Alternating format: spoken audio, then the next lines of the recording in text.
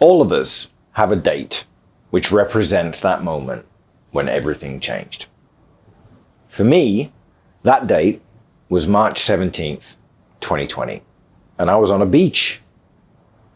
I got a text that told me we weren't coming back to the office, and my first thought was, would we be able to get home at all?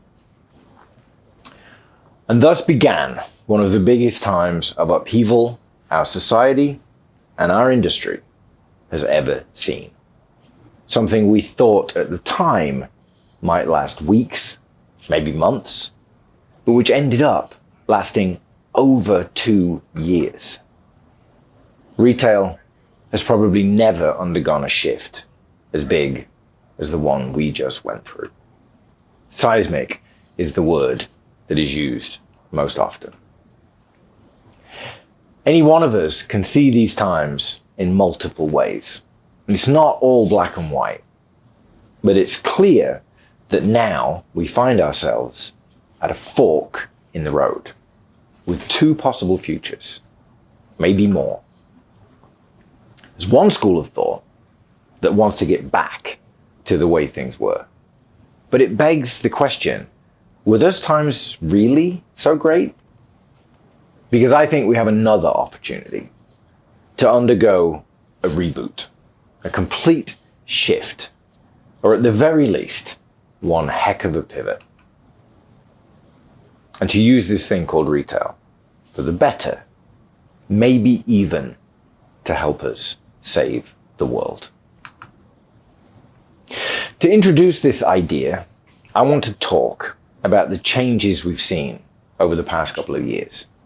Changes in our behaviors, in our habits, and in our preferences.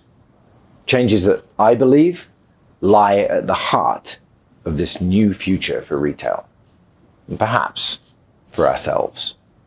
Let's take a look.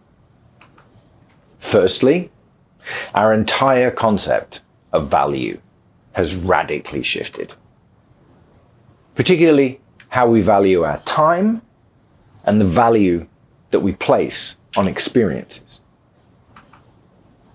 We all feel a little hedonistic.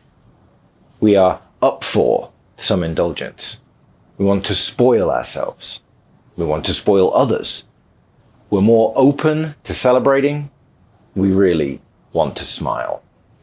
We want to meet our friends, and we want our loved ones along. And now there's nothing wrong with anything on this list based on what we've just been through. And all of the things on this list apply to retail. Connected to this, each of us is perhaps more self-aware than we have ever been. We've had gobs of time to reflect on what makes us happy, and we now have very little tolerance for the things that don't. And with this awareness comes a newfound expectation. We have, consciously or subconsciously, raised our internal bar for every brand that we interact with. And we've changed our criteria for where we might now place our loyalty. Brands, and particularly retail brands, need to acknowledge and understand that the things that matter to us now might not be the same as they once were, or at the very least, that their order of importance may have shifted. Customers are now expecting an enhanced level of connection with the brand.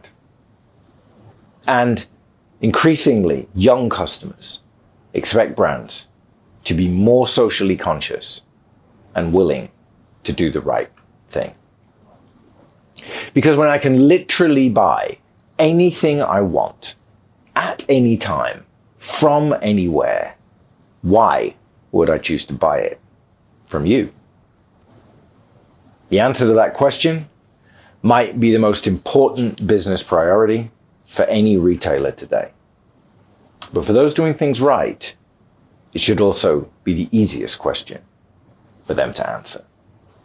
Lastly, if the last 2 years has taught us anything, it is the fact that we need to take our foot off the gas, both figuratively and literally. The relentless pace of our expansion is no longer healthy or sustainable. This doesn't mean that we can't grow. We are retail. Growth is what we do. But we have to grow in new and different ways because there's no other choice.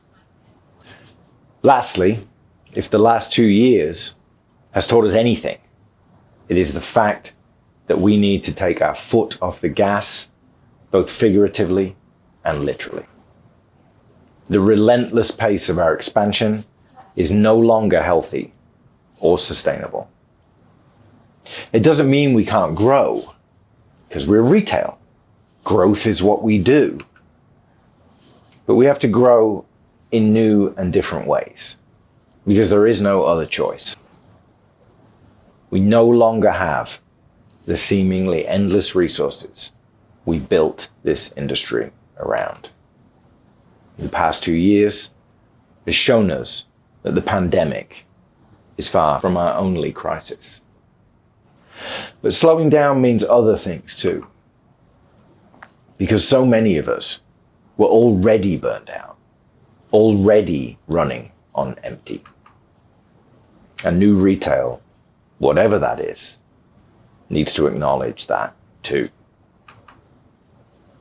This is not about trying to forget what is happening or to escape it. Quite the opposite. This is to remember it, to respect it, to use it as a catalyst for the kind of change we want. So, back to the time before things changed. Remember what things were like? Hurtling into 2020.